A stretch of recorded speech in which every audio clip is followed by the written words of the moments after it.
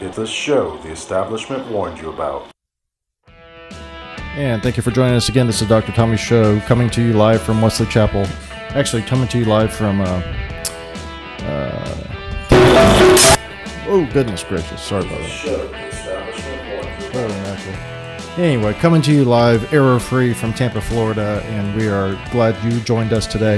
If you want to learn more about the Concierge Medicine Practice, go to drtommy.com, and if you want to learn more about our sponsor, Atlas MD, go to atlas.md, and Atlas MD is the #1 medical software for membership medicine practices, and if you don't believe me, try it for yourself for free, and you could do that by going to drtommyshow.com, and that is where you can get a 2-month free trial. And I don't know what the heck just happened with all the production here. This is what happens when you don't have an engineer. This is what happens when you're doing things by yourself. And we are in the middle of the week, and the weeks are just flying by. It's summer already. Mm-hmm. It's hard to believe. But we are glad you joined us today. We have a lot of stuff to go over, and I don't know if we'll get to all of it. One thing I did want to go over was this new thing about hemp. And this is from Cannabis Newswire. This is from New York City. It says, Farm Bill legislation may springboard federal hemp acceptance. And this is, for those of you who are not familiar, Farm Bill is passed yearly, and it's one of the biggest, most lobbied bills in the world because it does this. Redefine subsidies to farmers, that's handouts, nutritional welfare recipients, conservationists, and others. So basically what the Farm Bill is a giant way to get your hands on federal dollars. Can we get our hands on federal dollars? Yeah, if you lobby them enough. But the Farm Bill, it sounds, oh, well, it's a farm bill. You know, what would the government be doing with a farm bill? Mm-hmm. Lots of different things. Farm Bill is one of the biggest bills that passes every year, filled with all kinds of different things that are payoffs to certain constituencies and otherwise. But what it also does is this year is going to try to modify hemp as a non-scheduled drug. So it says, currently listed as a controlled substance under federal law, the new bill will declassify hemp as a Schedule I drug and label it as a viable agricultural commodity. And this goes into talking about this company called Marijuana Company of America. And it says, archaeologic evidence reveals that for over 10,000 years, hemp has been used by humans for pottery, shoes, ropes, clothing, food, medicine, and a wide array of other applications. However, since the 20th century, there has been a increasing federal regulation and bans on the substance, and because of the drug implications of the more user-friendly or drug user-friendly cannabis counterpart, marijuana. So hemp plant, you can smoke part of it, and part of it is used for agriculture, like making rope. Hemp rope is and hemp tattoos, right? You can use it for ink. Yeah, I think there's all kinds of things. I don't know if this is true or not, but I think the Constitution was printed on hemp paper. So hemp has all these variety of uses. And if you look at a lot of the opposition to hemp, at least what I've heard, and I haven't researched this myself, but it makes sense, is a lot of the opposition to hemp came from the cotton lobby. So people who were interested in using cotton for things such as clothing and all the other different things, paper, that you use hemp for, they said, well, no, we'd rather use cotton so we can get more of the share. That being said, this is good news potentially. And, you know, always the do-gooders out there want to say, well, hemp or marijuana should not be legalized because people will use it to get high. And if people use it to get high, and then that's bad news. So what does Chris Rock say about this? This is Chris Rock weighs in on this. This is from, I think it's just from Bigger and Blacker. No, this is from Bring on the Pain. This is vintage Chris Rock. Are you going to give a warning? Warning, user warning. This is, although it's bleeped out, I found one that's bleeped out. This still contains contextual adult language. So if you are otherwise, you know, sensitive to that, or you're around people who are sensitive, 3, 2, 1, go. All drugs should be legal. All drugs should be legal. Why? Because people want to get high. That's right. People think about getting high right now. People like, damn, how much longer in the show? People love to get high, man. You could get rid of all the illegal drugs in the world. Won't mean shit. People want to get high. You give it all the crack, all the herb, all the blow. You know what happened? People will just think of new ways of getting high. That's right. Guys will go in their basement and become scientists. Like, yo, check this out, check this out. You know, if you get a baby's bottle, right? Fill it up with a little gasoline and a dead lima bean and suck it, you'll be up. Ain't that true? So no matter what they do, people will still get high. And even if it involves eating the plant down the road, the angel's trumpet that's growing on the tree in our street, we could get high using that. So anyway, that's a good idea. Further news from the government. There was a Supreme Court ruling today, and I think I printed that out. Yes. This is from just breaking news. This is from abc7chicago.com. And this is Supreme Court strikes down union fees with Janus versus AFSCME ruling, which is a big time labor union. So basically, the court says, Supreme Court says government workers can't be forced to contribute to labor unions that represent them in collective bargaining, dealing a serious financial blow to organized labor. The Supreme Court ruled Wednesday that government workers can't be forced to contribute to unions that represent them in collective bargaining during a serious financial blow to organize. The justices are scrapping a 41-year-old decision that allowed states to require that public employees pass some fees to unions that represent them, even if the workers choose not to join. The 5-4 decision fulfills a longtime wish of conservatives to get rid of the so-called fair share fees that non-members pay to unions in roughly 24 states. Fair share, that's nice. Okay. The court rules that the laws violate the First Amendment by compelling workers to support unions they may disagree with. So basically what it was if you were, let's say you're a certain occupation in the government, you could be forced to contribute union fees even though you were not part of that union because they wanted the money. Basically, they wanted the extra money. They tried. The union went out and they said, "Hey, join our union. Tommy, join the union." And you're like, I don't know if the union's for me. I don't want a union. They're like, all right, well, we'll get the court to make you join. Not join, but we'll make the court make you pay. Anyway, so this was struck down, and obviously this is not popular amongst the people in the unions because this is a lot of money that they're not going to be getting now. Right. Now, so if you work for the county, let's say, for instance, you can be part of the union or not be part of the union. If you decide to be part of the union, you pay a little bit higher fee. But you still have to pay, I believe, if you're not part of the union, right? A small fee. Yes, they were taking money from people who weren't part of the union. So it seems like I remember paying, even though I decided I did not want to be part of the union. When was this? This was when did I work for the school board?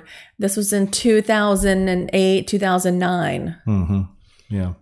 Well, it says more than half of the states already have right-to-work laws banning mandatory fees, but most members of public employee unions are concentrated in states that don't, including California, New York, and Illinois. So you had to pay, but you were in Florida. Was that when you were in Florida? Yes. I don't know. I've never been part of a union. I know my brother was back when he was working for, I think, UPS. But I don't know.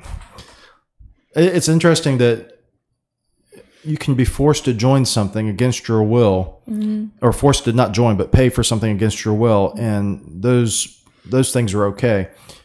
But then other things, if you did something against your will, it's completely wrong. So as for instance, let's say that you are, you hold a certain political belief that's different than let's say the same people who want unions to be able to take money from everybody, even if they're not members. Mm-hmm. That's what they want. They think that's fair. They want you to be able to, you should have to give money to this specific union if you're this certain employee, no matter what. That you should agree on that. You should just give up your money.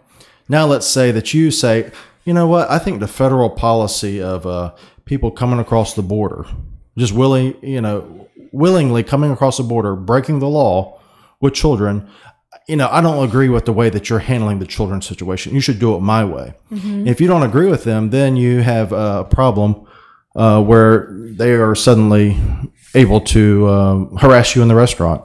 You probably can't see it, but I had a picture of this Sarah Sanders when she went to go eat, and then they have this. And the Daily Show is making fun of her.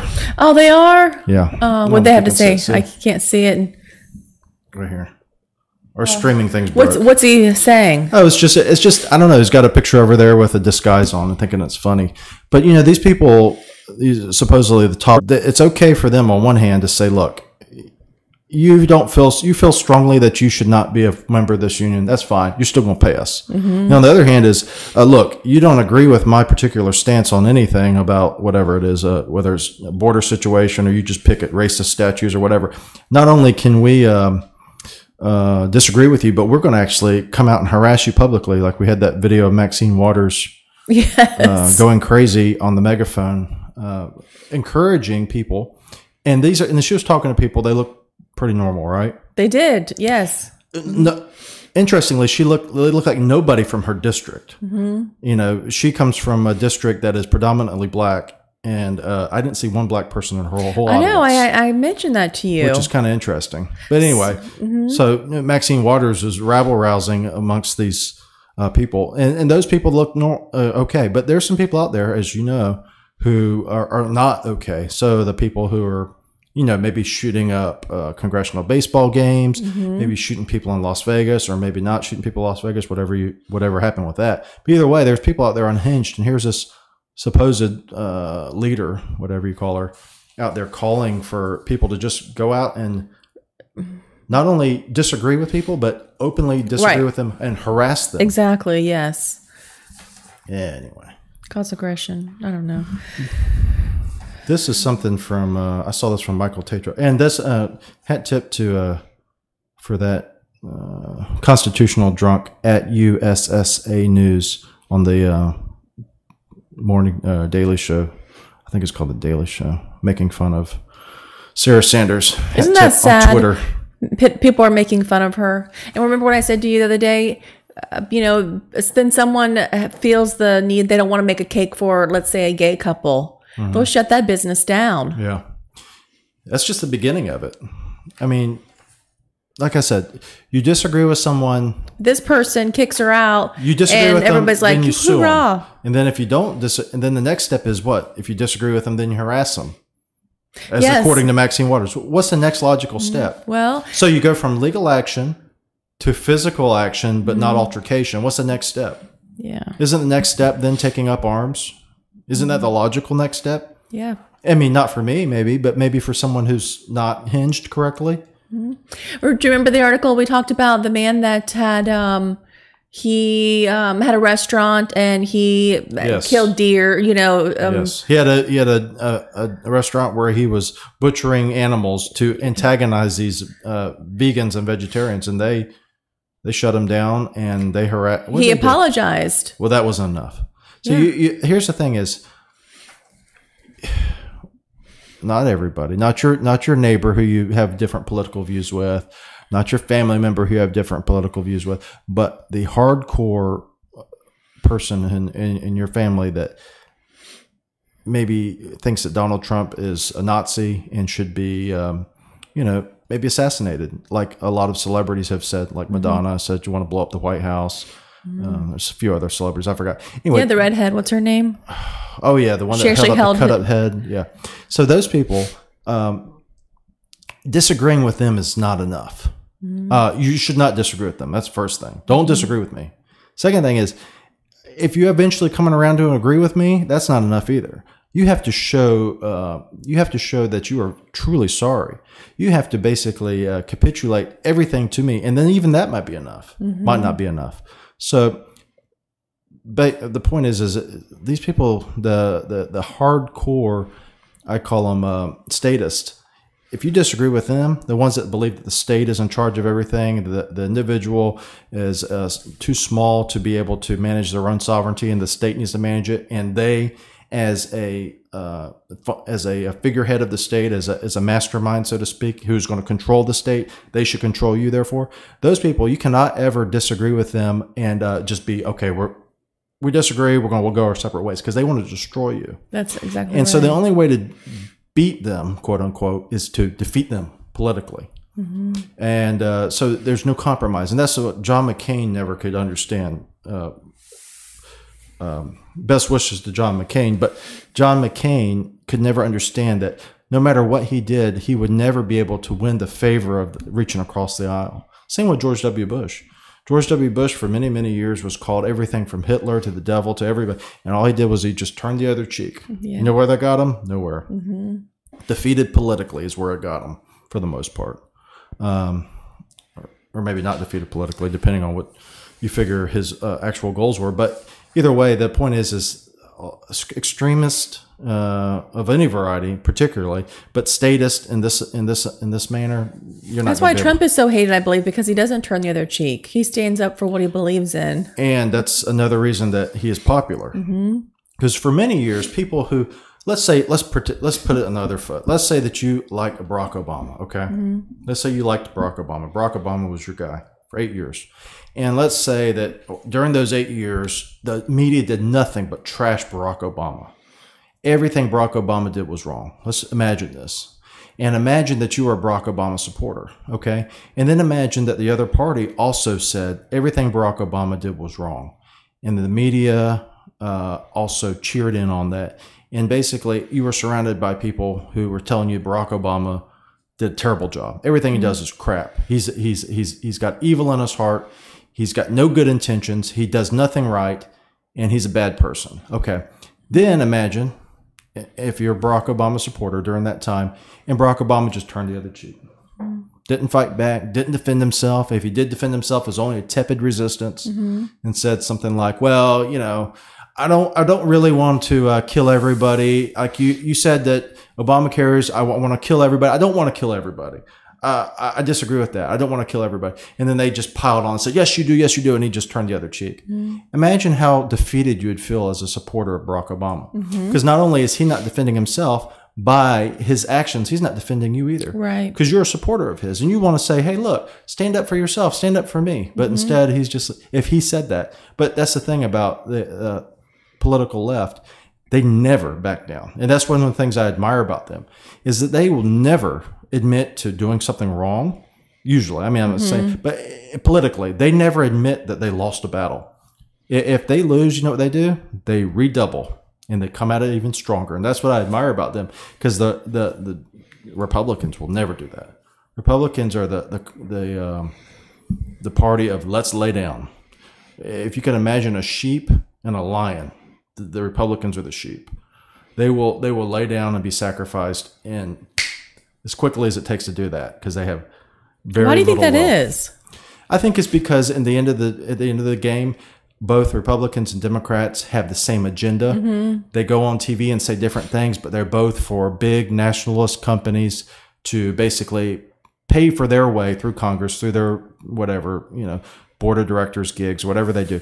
They are paid for by a certain sector. Call them the globalists, call them the big corporations, whatever.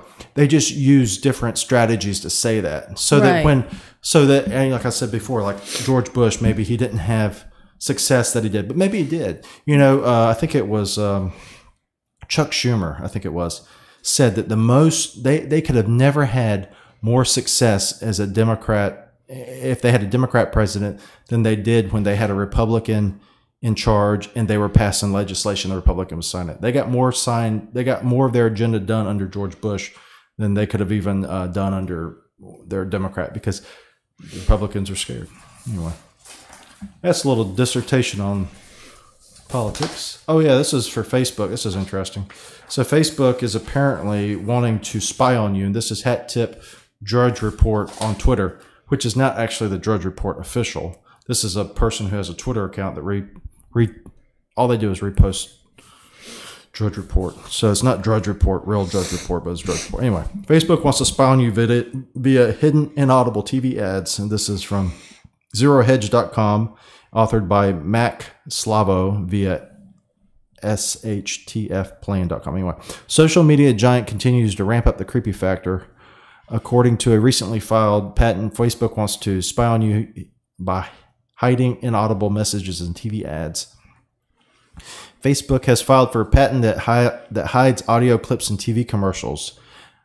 These sounds would be so high-pitched that they are inaudible to human beings. They would trigger your phone to record all the background noises in your home. The patent application is called the, quote, broadcast content view analysis based on ambient audio recording. According to the Daily Mail, these secret messages would force your phone to record the audio of the private conversations you have without you even knowing. According to the patent application by the social media platform, clips taken of your background conversations and your movements across the room would help advertisers determine whether or not you're watching their promotions. According to the patent, originally discovered by Metro, the system would use a, quote, non-human hearable digital sound to activate your phone's microphone. This noise could be a sound so high-pitched that humans cannot hear it and would contain a, quote, machine-recognizable set of Morse code-style beeps. Once your phone hears or recognizes a trigger, we begin to record the ambient sound. So basically, Facebook has applied for this patent. So, if, you know, TV commercials on for a Tide, and you're in there watching the TV. Hey, Tide's going to help you get your clothes clean, and then it says beep beep beep beep beep beep beep, and Facebook turns on your microphone, and you're saying, "Hey, Tide, let's go buy some Tide." Then that would do some certain. And if you say, "You know what do you want for dinner?" and you keep going on, you don't even recognize Tide, then they say, well, guess what? Based on all this aggregate data we have, don't play your commercial then, which is smart advertising. It's taking it to the next level. It's incredibly invasive, though. Most definitely. Now, we already know that. We know our phones are already listening to us. So now the TV is going to be listening to us. Any type of device that has a computer chip, though, technically can be listening to you. We talked about that once before with the little vacuum. Oh, the vacuum, the Roomba, yes. And then the baby monitors. Yes. So this is this is for those of you out there who think that Facebook is just for sharing all of your pictures and everything else, and Facebook's out to turn you into a human money-making machine for them. Imagine how useful that information would be to advertisers. I think the majority of people know that if you're using social media, if you're using your computer, your phone, the majority of people have to know. I mean, you see the advertisements, the ads come up on the side of your Facebook. We've talked about things just randomly, and then we get an email about it. Yes. You know, I can tell my phone at night. I can say it either as rapid as I can or as soft as I can when to set the alarm. My phone sets the alarm. Every night I tell it, I usually say it in like a split second to set the alarm for 7. And I can whisper it even, and the phone picks it up like that. That shows you how well designed these microphones are and what they can do with that information. So that's from Zero Hedge, Hat Tip, Drudge Report on Twitter. What else? The Supreme Court. We talked about hemp. Oh, this is something. I just wanted to cover this. So this is from Michael Tatro at directprimarycare.com talking about starting up a DPC practice. And for our experiment today, we'll say DPC equals concierge medicine without insurance. And it says in 28 alone, this is from DPC Journal or directprimarycare.com. Remaining startup debt in DPC. Average trending is at $92,000. So in 28 alone, nearly 58% of DPC physicians said debt for their startup in DPC was an average of $92,000 per practice. This is from a poll. The Association of American Medical Colleges report that the average medical school debt for graduating physicians was $183,000, and that was in 2015, and so it's higher now probably. Add that to the burden of the average undergraduate balance of $24,000, and the total average balance for a doctor is $207,000. So this is saying that this is a poll asking DPC doctors how much they were still in debt. And it says, one of the riskiest times for any businesses, especially those in the direct pay private medicine marketplaces when it first opens. In the first 2 years, 3 of every 10 startups go out of business, according to the US SBA, Small Business Administration. And then it says, did you go into debt? If so, how much remains? 47% said yes, they went into debt. 31%, interestingly, said no, they did not go into debt. And then 22% said other. So I don't know what that means. And it says, there's just some tips. It says, keep expenses down. Yes, that's the key thing, I think. Yes, you have to keep your overhead down. Keep your overhead down. You can't buy extravagant things. You don't need a fancy waiting room, fancy chairs. You don't need fancy gizmos either. No. So we bought a used EKG machine. That was our most expensive purchase, maybe to this day. Single item. It probably is. It's over $1,000. But consider that. Now, if you get a fancy EKG machine that hooks up to your computer, and doesn't have a machine, it just goes directly to the computer, that's really cool. You know how much it cost? No. About $5,000. I know USF had them when I was there, and so all the EKG machines, the blood pressure machines, everything can be downloaded right into the computer. And when I left, that they were still not doing that, even though they bought all these fancy machines to do that. They used them just for their normal They purpose. just did it. They just did them, and then they manually inputted it. Put it in the computer. But I would say our EKG machine and our laptop and our computers are the most costly items. Yeah. Well, so and that's one way. Another way is office space. Try as much as you can not to sink a bunch of money. I remember when I was, we were looking around before we even started, where people were saying, well, I was considering whether to go from a room to a whole office. Remember? Right. We were going to rent space from, yes. I think, a physical therapist. Yeah. So the original idea was to say, let's get one room. This is one way you can do it. Get a room, sublease it, work out a per day price or whatever. Utilize their electric, utilize their phones, blah, blah, blah, blah. And then I had some advice from friends, including Dr. Brunson and I think Dr. Griffin, but maybe it was just Dr. Brunson. I can't remember. Anyway, they said it was actually Dr. Brunson. Nicole. Nicole said, she said, you should get your own space. You're going to outgrow the room quicker than you think. And then it's your own space. You don't have to worry about all the intricacies of like saying, well, I'm a doctor, but I'm inside this practice. And it's just confusing. And then also it gives the appearance that if you're in that small little practice in a room, that maybe this is maybe not a sustainable model. Exactly. That's just temporary. Yeah. And so that's one reason. So that's the other thing though. But even if you do get your own space, which I think is the right move, don't go overboard with redecorating and everything else. Oh, I've envisioned marble counter. That's for down the road. That's for when you made it. Then you get your own space like you want it. Right. Yes. Not now. Not in the very beginning. Do the upgrades that you want done yourself. Yeah. Do them yourself if you can. If you're handy. You can paint. Anyone can paint. Yeah. And if you're not, maybe consider this isn't the right thing for you. I mean, because you're going to have to do a lot of things on your own. You're going to have to do the bookkeeping on your own, or if you want to save money. You're going to have to do what else on your own? Payroll for sure. Yes, payroll can be costly. Yeah, you can waste your money on payroll, hiring a payroll firm to do your payroll. If you're a small operation, you should figure it out. You can use QuickBooks, you can write checks, you can do a lot of things, but it's going to take time. So that's another thing, is reducing the overhead of extra professionals, such as payroll people, accounting. Now, I would say I don't do accounting here, and we never have, but accountant is an important thing. But as much as you can. So, but. And when you're starting out, keep it to a minimum with your staff. One doctor, one nurse, and maybe a bookkeeper. The nurse might not be able to do a lot of administrative duties. And I wouldn't spend a lot of money on advertising. No. I mean, you can lose a lot of money on advertising. Now you have to advertise in some way. So whether it's social media, free, going to libraries and speaking, going to networking groups, that's all advertising. And you have to figure the cost of that is your time and energy. But print advertising or whatever, you can lose a fortune on advertising. Yeah. Website design is another one. Now I'm fortunate enough that I can do my own website, but you can lose a fortune on websites. Most everything whatever it is that you're trying, and basically it's trial and error. I've tried this for 6 months, it didn't work. Okay, stop, move on. Try a different route. Change your prices, get rid of staff. You just have to make adjustments along the way. And we are always making adjustments and making changes. Yeah. But $92,000 per practice, we're less than that. I don't know how much it was. It was less than that. Yeah, I don't know exactly. But the other thing too is a lot of the debt from us is owed to a shareholder.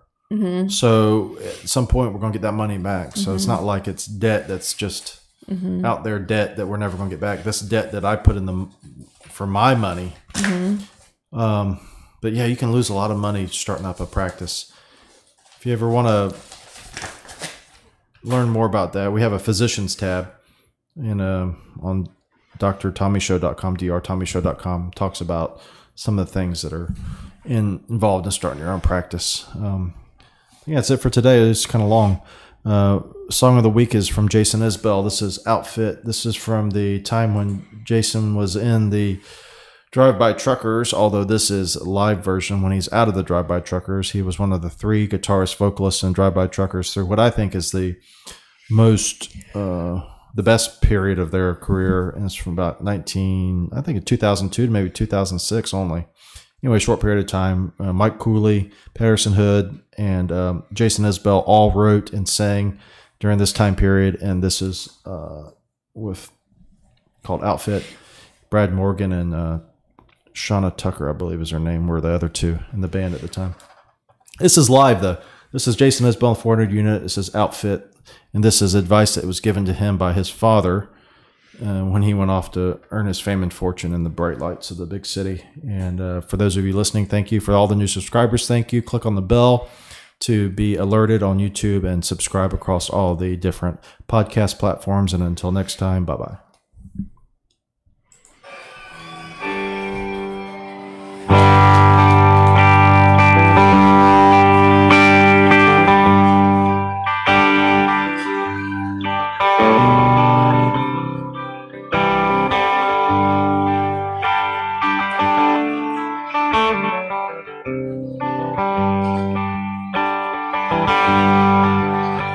You wanna grow up to paint houses like me, with a trailer in my yard till you're 23.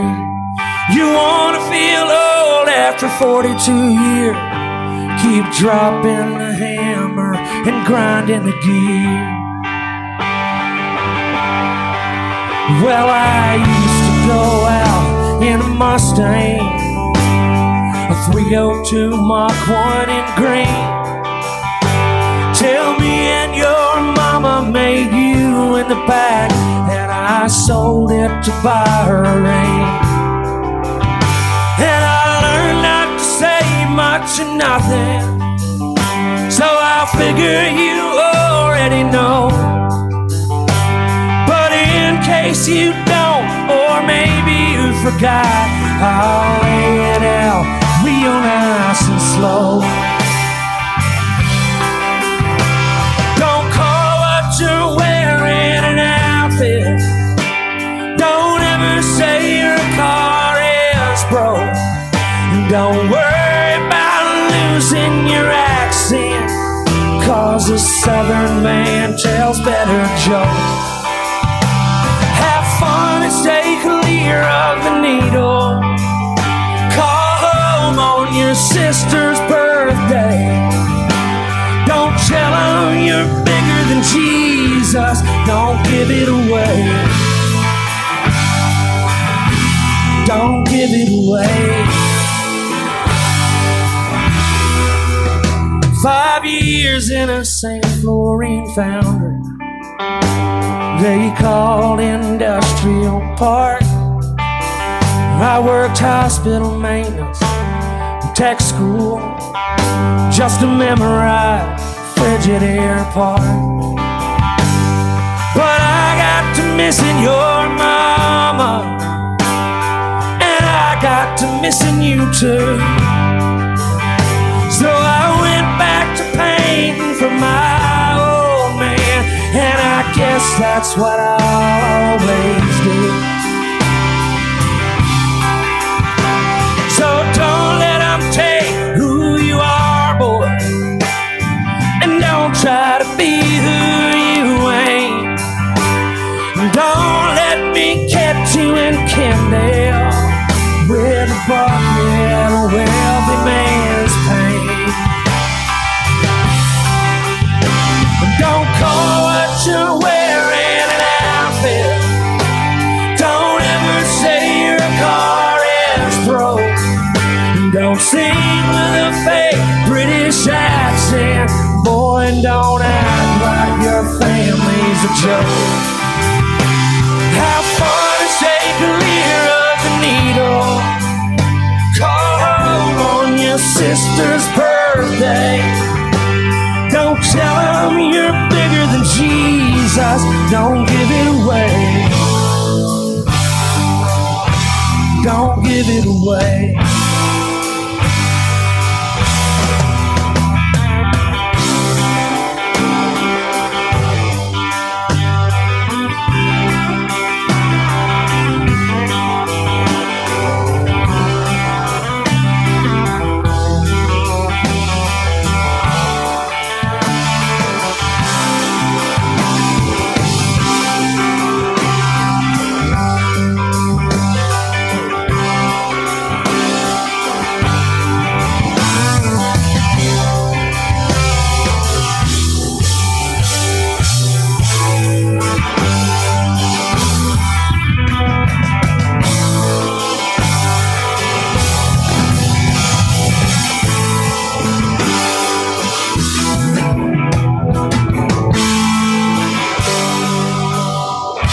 Thank y'all very much. I'm Jason Isbell, that's Gary DeBoer, Jimbo Hart, and Chad Gamble. Thanks for coming to the show.